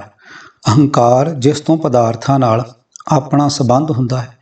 ਮੈਂ ਮਮਤਾ ਜਾਗਦੀ ਹੈ, ਮੈਂ ਹੀ ਸਭ ਕੁਝ ਹਾਂ, ਮੇਰੇ ਵਰਗਾ ਦੂਜਾ ਹੋਰ ਕੌਣ ਹੋਵੇ। ਭਾਰਤ ਵੀ ਮੈਂ ਹੀ ਹਾਂ, ਭਾਰਤ ਮਾਤਾ ਦੀ ਰੱਖਿਅਕ ਵੀ ਮੈਂ ਹੀ ਹਾਂ। ਅਜਿਹੇ ਬਚਨ ਬੋਲਣ ਵਾਲੀ ਬੀਬੀ ਇੰਦਰਾ ਸੰਸਾਰ ਤੋਂ ਖਾਲੀ ਹੱਥ ਤੁਰ ਗਈ। ਬਹੁਤਾ ਉੱਚਾ ਚੜ੍ਹਨ ਵਾਲੇ ਲਈ ਡਿੱਗ ਕੇ ਹੱਡ ਗੋਡੇ ਭੰਨ ਲੈਣ ਦਾ ਜਾਂ ਮੌਤ ਸੁਹਾੜ ਲੈਣ ਦਾ ਖਤਰਾ ਬਣ ਜਾਂਦਾ ਹੈ, ਪਰ ਜਿਹੜਾ ਧਰਤੀ 'ਤੇ ਹੀ ਪਿਆ ਹੈ ਉਸ ਨੂੰ ਡਿੱਗ ਕੇ ਮਰਨ ਦਾ ਖਤਰਾ ਨਹੀਂ। ਉੱਚਾ ਚੜ੍ਹੇ ਸੋ ਪਵੇ ਪਿਆਲਾ, ਧਰਨ ਪੜੇ ਤਿਸ ਲੱਗੇ ਨਾ ਕਾਲਾ। ਪੰਨਾ 374। ਅਹੰਕਾਰੀ ਮਨੁੱਖ ਆਤਮਿਕ ਤੌਰ 'ਤੇ ਸੁਖੀ ਨਹੀਂ ਹੋ ਸਕਦਾ, ਜਦ ਕਿ ਨਿਮਰਤਾ ਸੁੱਖ ਦੀ ਪ੍ਰਤੀਕ ਹੈ। ਜਗ ਬਿਨਸਤ ਹਮ ਦੇਖਿਆ, ਲੋਭੇ ਅਹੰਕਾਰਾ, ਗੁਰ ਸੇਵਾ ਪ੍ਰਭ ਪਾਇਆ, ਸੱਚ ਮੁਕਤ ਦੁਆਰਾ। ਪੰਨਾ 228। ਅਰਥ, ਨਿਤ ਦੇਖੀਦਾ ਹੈ ਕਿ ਜਗਤ ਲੋਭ ਤੇ ਹੰਕਾਰ ਦੇ ਵੱਸ ਹੋ ਕੇ ਆਤਮਿਕ ਮੋਤੇ ਮਰਦਾ ਰਹਿੰਦਾ ਹੈ। ਗੁਰੂ ਦੀ ਦੱਸੀ ਸੇਵਾ ਕੀਤਿਆਂ ਸਦਾ ਸਿਰ ਪ੍ਰਭੂ ਮਿਲ ਪੈਂਦਾ ਹੈ ਤੇ ਲੋਭ ਅਹੰਕਾਰ ਤੋਂ ਖਲਾਸੀ ਦਾ ਰਸਤਾ ਲੱਭ ਪੈਂਦਾ ਹੈ। ਵਿਣ ਨਾਵੇਂ ਹੋਰ ਸਲਾਹਣਾ, ਸਭ ਬੋਲਣ ਫਿੱਕਾ ਸਾਧ, ਮਨਮੁਖ ਅਹੰਕਾਰ ਸਲਾਹਦੇ, ਹਉਮੈ ਮਮਤਾਵਾਦ, ਜਿਨ ਸਲਾਹਨ ਸੇ ਮਰੈ, ਖਪ ਜਾਵੇ ਸਭ ਅਪਵਾਦ, ਜਾਂ ਨਾਨਕ ਗੁਰਮੁਖ ਉਭਰੇ, ਜਪ ਹਰ ਹਰ ਪਰਮਾਨਾਦ। ਪੰਨਾ 301। ਆਸਾ ਮਨਸਾ ਜਗ ਮੋਹਣੀ, ਜਿਨ ਮੋਹਿਆ ਸੰਸਾਰ, ਸਭ ਕੋ ਜਮ ਕੇ ਚੀਰੇ ਵਿੱਚ ਹੈ, ਜੇਤਾ ਸਭ ਆਕਾਰ, ਹੁਕਮੀ ਹੀ ਜਮ ਲੱਗਦਾ, ਸੋ ਉਭਰੇ ਜਿਸ ਬਖਸ਼ੇ ਕਰਤਾਰ, ਨਾਨਕ ਗੁਰ ਪ੍ਰਸਾਦੀ, ਇਹ ਮਨ ਤਾਂ ਧਰੈ, ਜਾਂ ਛੋਡੇ ਅਹੰਕਾਰ, ਆਸਾ ਮਨਸਾ ਮਾਰੇ ਨਿਰਾਸ ਹੋਏ, ਗੁਰ ਸ਼ਬਦੀ ਵਿਚਾਰ। ਪੰਨਾ 851। ਅਰਥ, ਹਰ ਵੇਲੇ ਮਾਇਆ ਦੀ ਆਸ, ਹਰ ਵੇਲੇ ਮਾਇਆ ਦੀ ਹੀ ਚਿਤਵਨੀ ਜਗਤ ਵਿੱਚ ਜੀਵਾਂ ਨੂੰ ਮੋਹ ਰਹੀ ਹੈ। ਇਸ ਨੇ ਸਾਰੇ ਜਗਤ ਨੂੰ ਆਪਣੇ ਵੱਸ ਵਿੱਚ ਕੀਤਾ ਹੋਇਆ। ਜਿਤਨਾ ਵੀ ਜਗਤ ਦਿਸ ਰਿਹਾ ਹੈ, ਇਹ ਆਸਾ ਮਨਸਾ ਦੇ ਕਾਰਨ ਜਗਤ ਦਾ ਹਰੇਕ ਜੀਵ ਮੌਤ ਦੇ ਪੰਜੇ ਵਿੱਚ ਹੈ, ਪਰ ਇਹ ਮੌਤ ਪਰਮਾਤਮਾ ਦੇ ਹੁਕਮ ਵਿੱਚ ਹੀ ਵਿਆਪਤੀ ਹੈ। ਇਸ ਵਾਸਤੇ ਇਸ ਤੋਂ ਉਹੀ ਬਚਦਾ ਹੈ ਜਿਸ ਉੱਤੇ ਕਰਤਾਰ ਮਿਹਰ ਕਰਦਾ ਹੈ ਤੇ ਪਰਮਾਤਮਾ ਬਖਸ਼ਿਸ਼ ਕਰਦਾ ਹੈ ਗੁਰੂ ਦੀ ਰਾਹੀਂ। ਗੁਰਦੇਵ ਜੀ ਫਰਮਾਨ ਕਰਦੇ ਹਨ, ਜਦੋਂ ਗੁਰੂ ਦੀ ਕਿਰਪਾ ਨਾਲ ਮਨੁੱਖ ਆਪਣੇ ਅੰਦਰੋਂ ਅਹੰਕਾਰ ਦੂਰ ਕਰਦਾ ਹੈ, ਜਦੋਂ ਗੁਰੂ ਦੇ ਸ਼ਬਦ ਵਿੱਚ ਸੁਰਤ ਜੋੜਦਾ ਹੈ, ਤਾਂ ਮਨੁੱਖ ਆਸਾ ਮਨਸਾ ਨੂੰ ਮੁਕਾ ਲੈਂਦਾ ਹੈ। ਦੁਨੀਆ ਦੀ ਕਿਰਤ ਕਰਦਾ ਹੋਇਆ ਹੀ ਆਸਾਂ ਤੋਂ ਉਤਾਂਹ ਰਹਿੰਦਾ ਹੈ। ਮਨੁੱਖ ਦਾ ਮਨ ਆਸਾ ਮਨਸਾ ਦੀ ਘੁੰਮਣ ਘੇਰੀ ਵਿੱਚੋਂ ਪਾਰ ਜਾਂਦਾ ਹੈ। ਸਿੰਚੈ ਦਰਬ ਦੇਹ ਦੁਖ ਲੋਗ, ਤੇਰੇ ਕਾਜ ਨ ਅਵਰਾਂ ਜੋਗ, ਕਰ ਅਹੰਕਾਰ ਹੋਏ ਵਰਤੇ ਅੰਧ, ਜਮ ਕੀ ਜੇਵੜੀ ਤੂੰ ਆਗੇ ਬੰਧ। ਪੰਨਾ 899। ਅਰਥੇ ਮੂਰਖ, ਤੂੰ ਧਨ ਇਕੱਠਾ ਕਰੀ ਜਾਂਦਾ ਹੈ ਅਤੇ ਧਨ ਜੋੜਨ ਦੇ ਉਦਮ ਵਿੱਚ ਲੋਕਾਂ ਨੂੰ ਦੁੱਖ ਦਿੰਦਾ ਹੈ। ਮੌਤ ਆਉਣ 'ਤੇ ਇਹ ਧਨ ਤੇਰੇ ਕੰਮ ਨਹੀਂ ਆਵੇਗਾ, ਹੋਰਨਾਂ ਦੇ ਵਰਤਣ ਜੋਗਾ ਰਹਿ ਜਾਏਗਾ। ਇਹ ਮੂਰਖ, ਇਸ ਧਨ ਦਾ ਮਾਣ ਕਰਕੇ, ਇਸ ਧਨ ਦੇ ਨਸ਼ੇ ਵਿੱਚ ਅੰਨਾ ਹੋ ਕੇ ਤੂੰ ਲੋਕਾਂ ਨਾਲ ਵਰਤਾਰਾ ਕਰਦਾ ਹੈ। ਜਦੋਂ ਮੌਤ ਦੀ ਫਾਹੀ ਤੇਰੇ ਗਲ ਵਿੱਚ ਪਈ, ਉਸ ਫਾਹੀ ਵਿੱਚ ਬੱਝੇ ਹੋਏ ਨੂੰ ਤੈਨੂੰ ਪਰਲੋਕ ਵਿੱਚ ਲੈ ਜਾਣਗੇ ਤੇ ਧਨ ਇੱਥੇ ਹੀ ਰਹਿ ਜਾਏਗਾ। ਮਿਰਤ ਹਸੇ ਸਿਰ ਉਪਰੇ, ਪਸ਼ੂਆ ਨਹੀਂ ਬੂਝੇ, ਬਾਦ ਸਾਧ ਅਹੰਕਾਰ ਮੈਂ, ਮਰਨਾ ਨਹੀਂ ਸੂਝੇ। ਪੰਨਾ 809। ਅਰਥ, ਹੈ ਭਾਈ, ਮੌਤ ਹਰੇਕ ਮਨੁੱਖ ਦੇ ਸਿਰ ਉੱਤੇ ਖਲੋਤੀ ਹੱਸ ਰਹੀ ਹੈ ਕਿ ਮੂਰਖ ਮਨੁੱਖ ਮਾਇਆ ਦੇ ਮੂੰਹ ਵਿੱਚ ਫਸ ਕੇ ਆਪਣੀ ਮੌਤ ਦਾ ਚੇਤਾ ਨਹੀਂ ਕਰਦਾ, ਪਰ ਪਸ਼ੂ ਸੁਭਾਅ ਵਾਲਾ ਮਨੁੱਖ ਇਹ ਗੱਲ ਸਮਝਦਾ ਹੀ ਨਹੀਂ। ਝਗੜਿਆਂ ਵਿੱਚ, ਪਦਾਰਥਾਂ ਦੇ ਸਵਾਦਾਂ ਵਿੱਚ, ਅਹੰਕਾਰ ਵਿੱਚ ਫਸ ਕੇ ਮਨੁੱਖ ਨੂੰ ਮੌਤ ਸੁੱਝਦੀ ਹੀ ਨਹੀਂ।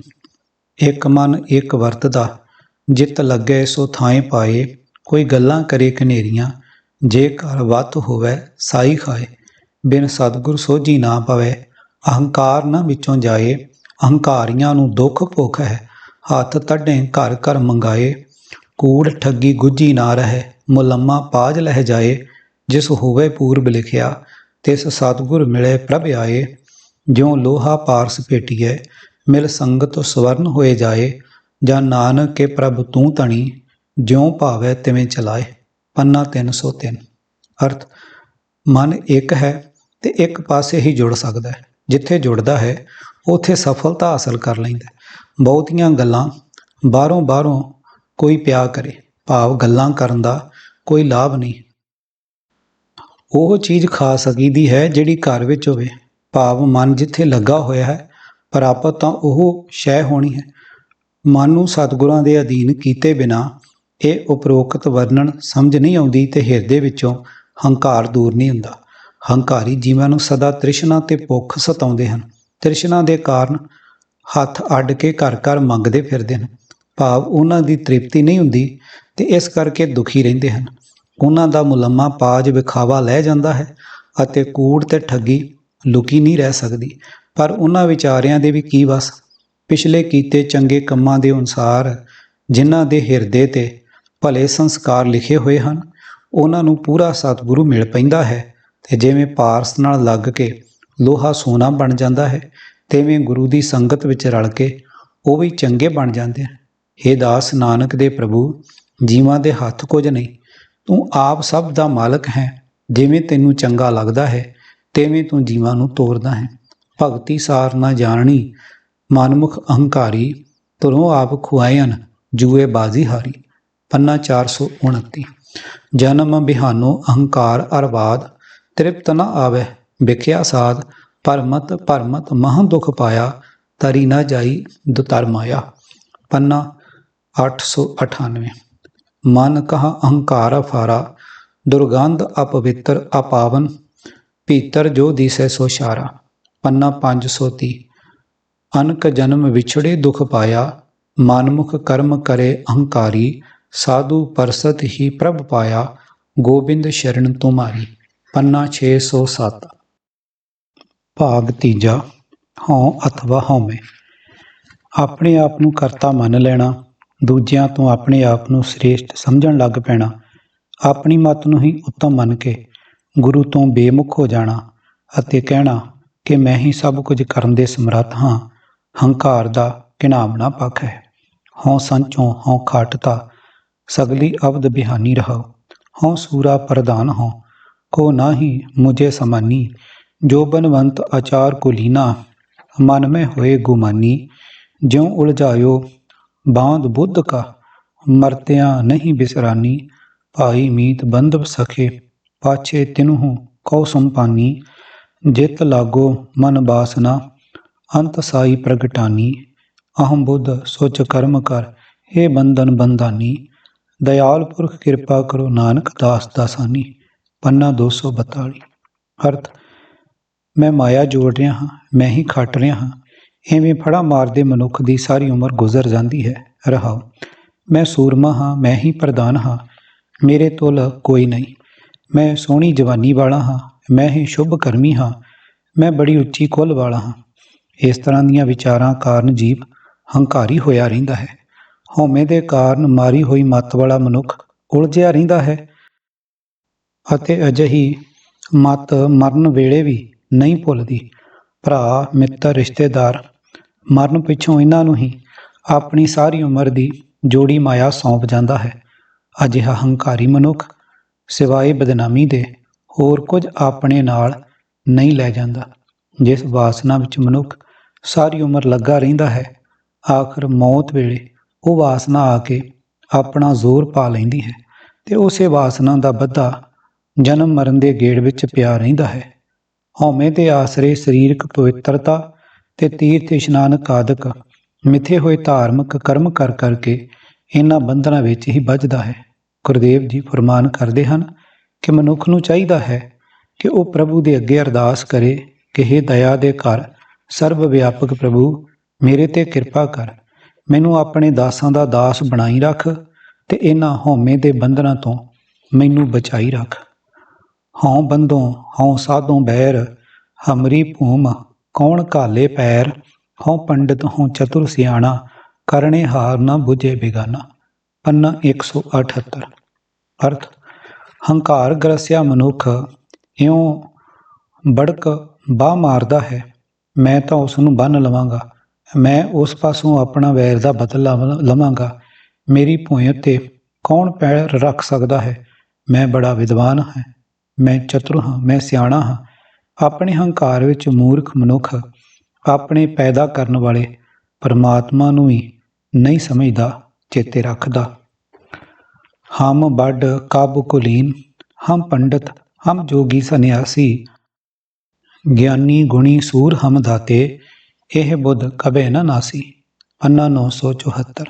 ਅਰਥ, ਕਾਮਾਦਿਕ ਦੀ ਲੁੱਟ ਦੇ ਕਾਰਨ ਜੀਵਾਂ ਦੇ ਅੰਦਰੋਂ ਕਿਸੇ ਵੇਲੇ ਵੀ ਇਹ ਬਣੀ ਹੋਈ ਸਮਝ ਨਹੀਂ ਹਟਦੀ ਕਿ ਅਸੀਂ ਬੜੇ ਕਵੀ ਹਾਂ, ਚੰਗੀ ਕੁੱਲ ਵਾਲੇ ਹਾਂ, ਵਿਦਵਾਨ ਹਾਂ, ਜੋਗੀ ਹਾਂ, ਸੰਨਿਆਸੀ ਹਾਂ, ਗਿਆਨਵਾਨ ਹਾਂ, ਗੁਣਵਾਨ ਹਾਂ, ਸੂਰਮੇ ਹਾਂ ਜਾਂ ਦਾਤੇ ਹਾਂ। ਜਿਹੜੇ ਵੀ ਪਾਸੇ ਪਏ ਉਸੇ ਦਾ ਹੀ ਮਾਣ ਹੋ ਗਿਆ। ਆਪਣੇ ਆਪ ਵਿੱਚ ਹੀ ਸਭ ਕੁਝ ਬਣਿਆ ਹੋਇਆ, ਆਪਣੀ ਹਸਤੀ ਨੂੰ ਰੱਬ ਨਾਲੋਂ ਅੱਡਰੀ ਸਮਝਣ ਵਾਲੇ ਹਉਮੈ ਦੀ ਦਲਦਲ ਵਿੱਚ ਧੱਸੇ ਮਨੁੱਖ ਬਾਰੇ ਗੁਰੂ ਨਾਨਕ ਪਾਤਸ਼ਾਹ ਜੀ ਦੇ ਫਰਮਾਨ ਅਸੀਂ ਆਸਾ ਕੀ ਵਾਰ ਵਿੱਚ ਰੋਜ਼ ਪੜ੍ਹਦੇ ਸੁਣਦੇ ਰਹਿੰਦੇ ਹਾਂ। ਕੀਰਤਨ ਸੁਣ ਲੈਣ ਨਾਲ ਹੀ ਅਸੀਂ ਸੰਤੁਸ਼ਟ ਹੋ ਜਾਂਦੇ ਹਾਂ। ਇਸੇ ਕਾਰਨ ਅਸੀਂ ਸਤਿਗੁਰਾਂ ਦੇ ਉਪਦੇਸ਼ ਨਾਲ ਜੁੜ ਕੇ ਜੀਵਨ ਸਵਾਰ ਸਕਣ ਦੀ ਸ਼ਕਤੀ ਲਗਭਗ ਮੁਕਾ ਚੁੱਕੇ ਹਾਂ।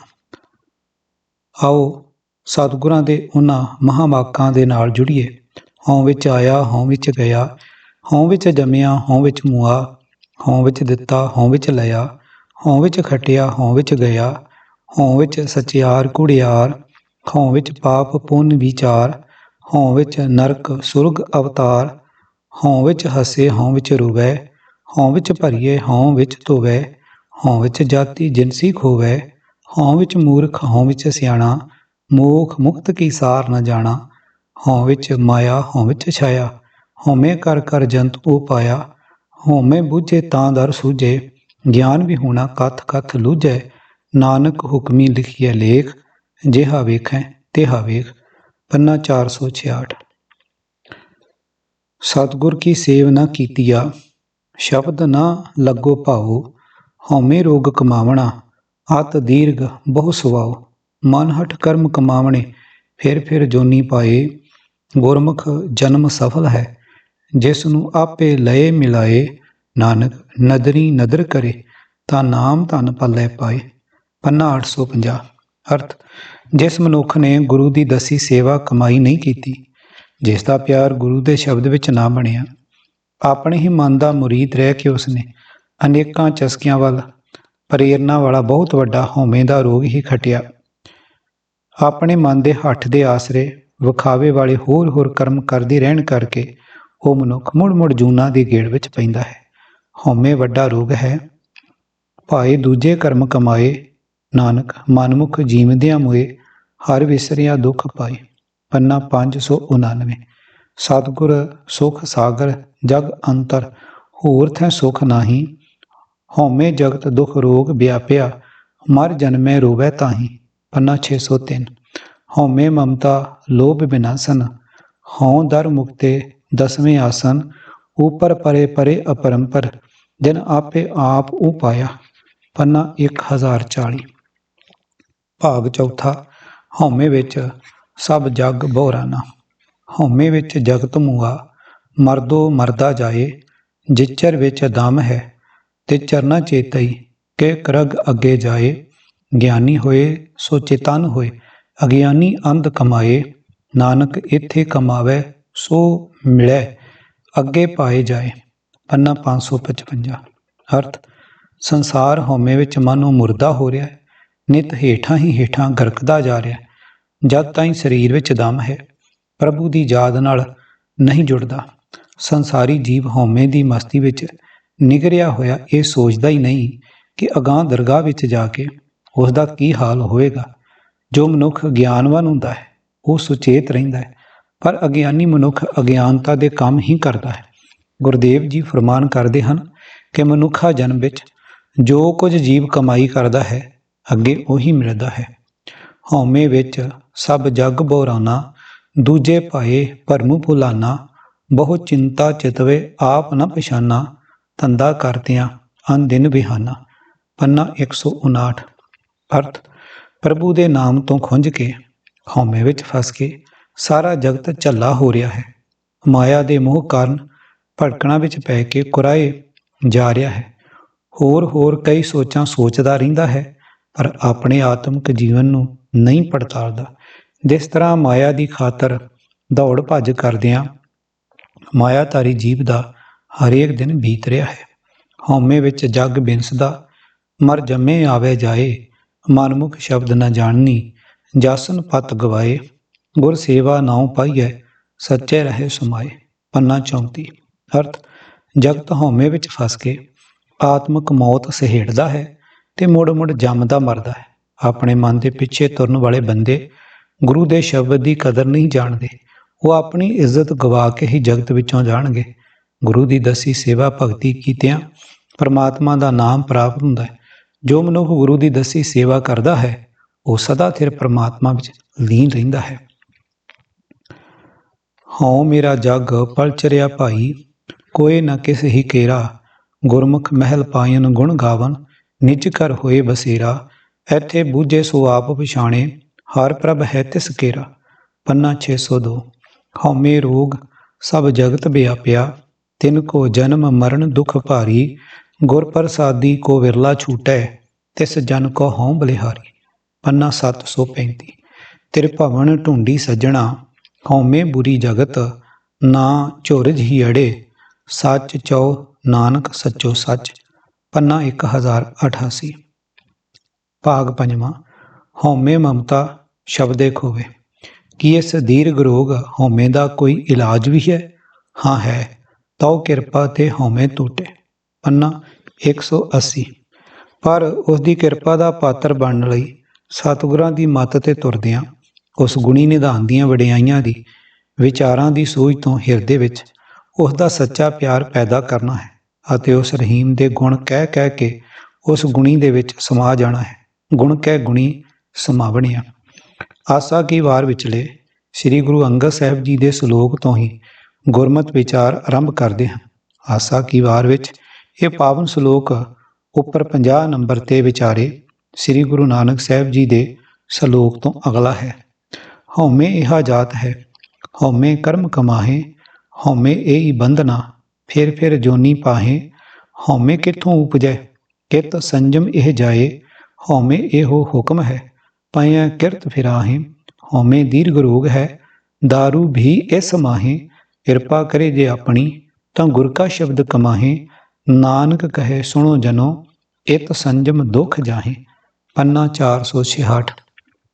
ਅਰਥ, ਹਉਮੈ ਦਾ ਸੁਭਾਵ ਅਥਵਾ ਸੁਭਾਅ ਇਹੀ ਹੈ, ਭਾਵ ਜੇ ਰੱਬ ਨਾਲੋਂ ਵੱਖਰੀ ਆਪਣੱਤ ਬਣੀ ਰਹੇ ਤਾਂ ਉਸ ਦਾ ਸਿੱਟਾ ਇਹੀ ਨਿਕਲਦਾ ਹੈ ਕਿ ਜੀਵ ਉਹ ਕੰਮ ਕਰਦੇ ਹਨ ਜਿਨ੍ਹਾਂ ਨਾਲ ਇਹ ਅੱਡਰੀ ਹੋਂਦ ਟਿਕੀ ਰਹੇ।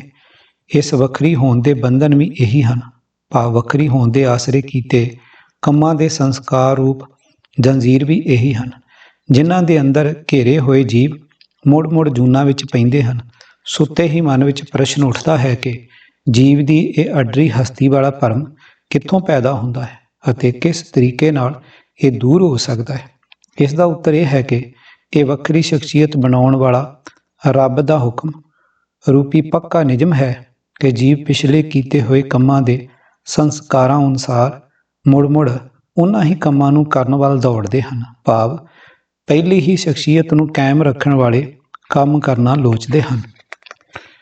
ਇਹ ਹਉਮੈ ਇੱਕ ਲੰਮਾ ਰੋਗ ਹੈ, ਪਰ ਇਹ ਇਲਾਜ ਨਹੀਂ।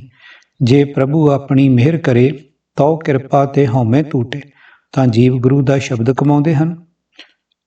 ਗੁਰੂ ਦੇ ਸ਼ਬਦ ਗਿਆਨ ਅਨੁਸਾਰ ਆਪਣੀ ਜੀਵਨ ਜੁਗਤ ਸਵਾਰ ਲੈਂਦੇ ਹਨ। ਗੁਰਦੇਵ ਜੀ ਦਾ ਫਰਮਾਨ ਹੈ, ਲੋਕੋ ਇਸ ਤਰੀਕੇ ਨਾਲ ਹਉਮੈ ਰੂਪੀ ਦੀਰਘ ਰੋਗ ਤੋਂ ਪੈਦਾ ਹੋਏ ਦੁੱਖ ਦੂਰ ਹੋ ਜਾਂਦੇ ਹਨ। ਜੈ ਸਤਿਗੁਰ ਤੈਂ ਸਤ ਸੰਗਤ ਬਣਾਈ, ਜੈ ਸਤਿਗੁਰ ਸਹਿਜੇ ਹਰ ਗੁਣ ਗਾਈ। ਜੈ ਸਤਿਗੁਰ ਤਹਾਂ ਹਉਮੈ ਸ਼ਬਦ ਜਲਾਈ। ਪੰਨਾ 160। ਅਰਥ, ਜਿਸ ਹਿਰਦੇ ਵਿੱਚ ਸਤਿਗੁਰੂ ਵਸਦਾ ਹੈ ਉੱਥੇ ਸਤ ਸੰਗਤ ਬਣ ਜਾਂਦੀ ਹੈ, ਕਿਉਂਕਿ ਜਿਸ ਮਨੁੱਖ ਦੇ ਹਿਰਦੇ ਵਿੱਚ ਗੁਰੂ ਵਸਦਾ ਹੈ ਉਹ ਮਨੁੱਖ ਆਤਮਿਕ ਅਡੋਲਤਾ ਵਿੱਚ ਟਿਕ ਕੇ ਹਰੀ ਦੇ ਗੁਣ ਗਾਉਂਦਾ ਹੈ। ਜਿਸ ਹਿਰਦੇ ਵਿੱਚ ਗੁਰੂ ਵਸਦਾ ਹੈ ਉਸ ਹਿਰਦੇ ਵਿੱਚੋਂ ਗੁਰੂ ਦੇ ਸ਼ਬਦ ਨੇ ਹਉਮੈ ਸਾੜ ਦਿੱਤੀ ਹੈ। ਜਿਸ ਭਾਗਾਂ ਵਾਲੇ ਦੇ ਹਿਰਦੇ ਵਿੱਚ ਸਤਿਗੁਰਾਂ ਦਾ ਵਾਸਾ ਹੈ, ਉਸ ਨੇ ਤਾਂ ਇਹ ਕਹਿਣਾ ਆਰੰਭ ਕਰ ਦੇਣਾ ਹੁੰਦਾ ਹੈ, ਹਮ ਨਹੀਂ ਚੰਗੇ ਬੁਰਾ ਨਹੀਂ ਕੋਏ। ਪੰਨਾ 728। ਪ੍ਰਭ ਮੇਰਾ ਸਦਾ ਨਿਰਮਲਾ, ਮਨ ਨਿਰਮਲ ਪਾਇਆ ਜਾਏ। ਨਾਮ ਨਿਧਾਨ ਹਰ ਮਨ ਵਸੈ, ਹਉਮੈ ਦੁੱਖ ਸਭ ਜਾਏ। ਸਤਿਗੁਰ ਸ਼ਬਦ ਸੁਣਾਇਆ, ਹੋਂ ਸਦ ਬਲਿਹਾਰੇ ਜਾਉ। ਪੰਨਾ 65। ਵਸਤਰ ਪਖਾਲ ਪਖਾਲੇ ਕਾਇਆ, ਆਪੇ ਸੰਜਮ ਹੋਵੇ। ਅੰਤਰ ਮੈਲ ਲੱਗੀ ਨਹੀਂ ਜਾਣੇ, ਬਾਹਰੋਂ ਮਲ ਮਲ ਧੋਵੈ। ਅੰਧਾ ਭੂਲ ਪਿਆ ਜਮ ਜਾਲੇ, ਬਸਤ ਪਰਾਈ ਆਪਣੀ ਕਰ ਜਾਣੇ। ਹਉਮੈ ਵਿੱਚ ਦੁੱਖ ਕਾਲੇ, ਨਾਨਕ ਗੁਰਮੁਖ ਹਉਮੈ ਟੂਟੈ। ਤਾਂ ਹਰ ਹਰ ਨਾਮ ਤੇ ਆਵੈ, ਨਾਮ ਜਪੇ ਨਾਮੋ ਆਰਾਧੇ। ਨਾਮੇ ਸੁਖ ਸਮਾਵੈ। ਪੰਨਾ 139। ਅਰਥ, ਜੋ ਮਨੁੱਖ ਨਿਤ ਕੱਪੜੇ ਧੋ ਕੇ ਸਰੀਰ ਧੋਂਦਾ ਹੈ ਤੇ ਸਿਰਫ ਕੱਪੜੇ ਤੇ ਸਰੀਰ ਸੁੱਚੇ ਰੱਖਣ ਨਾਲ ਹੀ ਆਪਣੇ ਵੱਲੋਂ ਬੜਾ ਪਵਿੱਤਰ ਸੰਜਮੀ ਬਣ ਬੈਠਦਾ ਹੈ, ਪਰ ਮਨ ਵਿੱਚ ਲੱਗੀ ਹੋਈ ਮੈਲ ਦੀ ਉਸ ਨੂੰ ਖਬਰ ਹੀ ਨਹੀਂ, ਸਦਾ ਸਰੀਰ ਨੂੰ ਬਾਹਰੋਂ ਹੀ ਮਲ ਮਲ ਕੇ ਧੋਂਦਾ ਹੈ। ਉਹ ਅੰਨਾ ਮਨੁੱਖ ਸਿੱਧੇ ਰਾਹ ਤੋਂ ਖੁੰਝ ਕੇ ਮੌਤ ਦਾ ਡਰ ਪੈਦਾ ਕਰਨ ਵਾਲੇ ਜਾਲ ਵਿੱਚ ਫਸਿਆ ਹੋਇਆ ਹੈ। ਹਉਮੈ ਵਿੱਚ ਦੁੱਖ ਸਹਾਰਦਾ ਹੈ, ਕਿਉਂਕਿ ਪਰਾਈ ਵਸਤ ਸਰੀਰ ਤੇ ਹੋਰ ਪਦਾਰਥ ਆਦਿਕ ਨੂੰ ਆਪਣੀ ਸਮਝ ਬੈਠਦਾ ਹੈ। ਕੇਵਲ ਬਾਹਰ ਦੀ ਸੋਚਮ ਨਾਲ ਜੁੜ ਕੇ ਆਪਣੇ ਆਪ ਨੂੰ ਵੱਡਾ ਧਰਮੀ ਮੰਨਣ ਦਾ ਹੰਕਾਰ ਸਹੇੜ ਰਿਹਾ ਹੈ। ਹਉਮੈ ਦਾ ਨਾਵੇਂ ਨਾਲ ਵਿਰੋਧ ਹੋਣ ਕਰਕੇ ਹੰਕਾਰੀ ਮਨੁੱਖ ਕਦੇ ਵੀ ਪ੍ਰਭੂ ਦਾ ਪਿਆਰਾ ਨਹੀਂ ਬਣ ਸਕਦਾ। ਸੋ ਗੁਰਦੇਵ ਜੀ ਫਰਮਾਨ ਕਰਦੇ ਹਨ, ਜਦੋਂ ਗੁਰੂ ਦੇ ਸਨਮੁਖ ਹੋ ਕੇ, ਭਾਵ ਗੁਰੂ ਦੇ ਦੱਸੇ ਰਸਤੇ ਤੇ ਤੁਰ ਕੇ ਮਨੁੱਖ ਦੀ ਹਉਮੈ ਦੂਰ ਹੁੰਦੀ ਹੈ, ਤਦੋਂ ਹੀ ਉਹ ਪ੍ਰਭੂ ਦਾ ਨਾਮ ਸਿਮਰਦਾ ਹੈ, ਨਾਮ ਜਪਦਾ ਹੈ, ਨਾਮ ਯਾਦ ਕਰਦਾ ਹੈ ਤੇ ਨਾਮ ਦੀ ਬਰਕਤ ਨਾਲ ਸੁੱਖ ਵਿੱਚ ਟਿਕਿਆ ਰਹਿੰਦਾ ਹੈ। ਰੈਣ ਦਿਨਸ ਜਪੂ ਹਰ ਨਾਉ, ਆਗੇ ਦਰਗਾ ਪਾਵੋ ਥਾਉ। ਸਦਾ ਆਨੰਦ ਨ ਹੋਵੀ ਸੋਗ, ਕਬਹੂ ਨਾ ਵਿਆਪੈ ਹਉਮੈ ਰੋਗ। ਪੰਨਾ 893। ਹਉਮੈ ਮਮਤਾ ਦੁਰਮਤ ਦੁਖ ਨਾਸ, ਜਬ ਹਿਰਦੇ ਰਾਮ ਨਾਮ ਗੁਣਤਾਸ। ਗੁਰਮੁਖ ਬੁੱਧ ਪ੍ਰਗਟੀ ਪ੍ਰਭ ਜਾਸ, ਜਬ ਹਿਰਦੈ ਰਵਿਆ ਚਰਨ ਨਿਵਾਸ। ਪੰਨਾ 232। ਹਉਮੈ ਕਰਮ ਕਮਾਵਦੇ, ਜਮ ਡੰਡ ਲੱਗੈ ਤਿਨਿ ਆਏ। ਜੇ ਸਤਿਗੁਰ ਸੇਵਨ ਸਿਉ ਭਰੇ, ਹਰ ਸੇਤੀ ਲਿਵ ਲਾਏ। ਪੰਨਾ 65। ਹਉ ਹਉ ਕਰਦੀ ਸਭ ਫਿਰੇ, ਬਿਨ ਸ਼ਬਦੇ ਹਉ ਨ ਜਾਏ। ਨਾਨਕ ਨਾਮ ਰਤੇ ਤਿਨ ਹਉਮੈ ਗਈ, ਸੱਚੇ ਰਹੇ ਸਮਾਏ। ਪੰਨਾ 426। ਪ੍ਰਥਮੇ ਤੇਰੀ ਨੀਕੀ ਜਾਤ, ਦੁਤੀਆ ਤੇਰੀ ਮੰਨੀਐ ਪਾਂਤ। ਤ੍ਰਿਤੀਆ ਤੇਰਾ ਸੁੰਦਰ ਥਾਨ, ਬਿਗੜ ਰੂਪ ਮਨ ਮਹਿ ਅਭਿਮਾਨ। ਸੋਹਣੀ ਸਰੂਪ ਸੁਜਾਨ ਵਿਚਖਣ, ਅਤ ਗਰਭੇ ਮੋਹ ਭਾਗੀ ਤੂੰ ਰਹਾਉ। ਅਤ ਸੂਚੀ ਤੇਰੀ ਪਾਕਸਾਲ, ਕਰ ਇਸ਼ਨਾਨ ਪੂਜਾ ਤਿਲਕ ਲਾਲ। ਗਲੀ ਗਰਭੈ ਮੁਖ ਗੋਵੇ ਗਿਆਨ, ਸਾਬਿਤ ਖੋਈ ਲੋਭ ਸਵਾਨ। ਕਾਪਰ ਪਹਿਰੇ ਭੋਗੈ ਭੋਗ, ਆਚਾਰ ਕਰੇ ਸੋਭਾ ਮਹਿ ਲੋਗ। ਚੂਹਾ ਚੰਦਨ ਸੁਗੰਧ ਵਿਸਥਾਰ, ਸੰਗੀ ਖੋਟਾ ਕ੍ਰੋਧ ਚੰਡਾਲ। ਅਵਰ ਜੋਨ ਤੇਰੀ ਪਨਿਹਾਰੀ, ਇਸ ਧਰਤੀ ਮੈਂ ਤੇਰੀ ਸਿਕਦਾਰੀ। ਸੋਇਨਾ ਰੂਪਾ ਤੁਝ ਪੈ ਦਾਮ, ਸੀਲ ਬਿਗਾਰਿਓ ਤੇਰਾ ਕਾਮ। ਜਾ ਕੋ ਦਿਸ਼ਟ ਮਇਆ ਹਰ ਰਾਏ, ਸਾਹ ਬੰਦੀ ਤੇ ਲਈ ਛਡਾਏ। ਸਾਧ ਸੰਗ ਮਿਲ ਹਰ ਰਸ ਪਾਇਆ, ਕਹੋ ਨਾਨਕ ਸਫਲ ਉਹ ਕਾਇਆ। ਸਭ ਰੂਪ ਸਭ ਸੁਖ ਬਣੇ ਸੁਹਾਗਣ, ਅਤ ਸੁੰਦਰ ਬਿਰਖਨ ਤੂੰ ਰਹਾਉ ਦੂਜਾ। ਪੰਨਾ 374। ਹੇ ਮਨੁੱਖ, ਤੇਰੀ ਸਾਰੀਆਂ ਜੂਨਾਂ ਤੇ ਸਰਦਾਰੀ ਬਣਾਈ ਹੈ, ਪਰ ਪੰਜ ਵਿਕਾਰਾਂ ਦੇ ਵਸ ਵਿੱਚ ਪੈ ਕੇ ਤੂੰ ਇਸ ਮਨੁੱਖਾ ਜੀਵਨ ਦੇ ਦੁਰਲੱਭ ਅਵਸਰ ਨੂੰ ਅਜਾਈਂ ਗਵਾ ਰਿਹਾ ਹੈ। ਆਪਾ ਭਾਵ ਗਵਾ ਕੇ ਗੁਰਦੇਵ ਜੀ ਦੀ ਸ਼ਰਨ ਵਿੱਚ ਪੁੱਜ ਅਤੇ ਸਤਿਗੁਰਾਂ ਦੇ ਹੁਕਮਾਂ ਅਨੁਸਾਰ ਜੀਵਨ ਜੁਗਤ ਬਣਾ ਲੈਣ ਦੇ ਆਰ ਵਿੱਚ ਲੱਗਣ ਦਾ ਉਦਮ ਕਰ, ਤਾਂ ਜੋ ਅਕਾਲ ਪੁਰਖ ਦੀ ਕਿਰਪਾ ਦਾ ਪਾਤਰ ਬਣ ਸਕੇ। ਹਉਮੈ ਛੱਡ, ਆਪਾ ਭਾਵ ਗਵਾ, ਹਿਰਦਾ ਸੇਜ ਸਵਾਰ ਅਤੇ ਆਪ ਸੁਵਾਰੇ ਮੈਂ ਮਿਲੇ। ਮੈਂ ਮਿਲਿਆ ਸੁਖ ਹੋਏ, ਫਰੀਦਾ ਜੇ ਤੂੰ ਮੇਰਾ ਹੋਏ ਰਹੇ, ਸਭ ਜਗ ਤੇਰਾ ਹੋਏ। ਪੰਨਾ 1382। ਕਿਤਾਬ ਵਿਪਰਨ ਕੀ ਰੀਤ ਤੋਂ ਸੱਚ ਦਾ ਮਾਰਗ, ਭਾਗ 8ਵਾਂ। ਲੇਖਕ ਸਰਦਾਰ ਗੁਰਬਖਸ਼ ਸਿੰਘ ਕਾਲਾ ਅਫਗਾਨਾ। 7ਵੇਂ ਕਾਂਡ ਦਾ ਪਹਿਲੇ ਤੋਂ 5ਵਾਂ ਭਾਗ।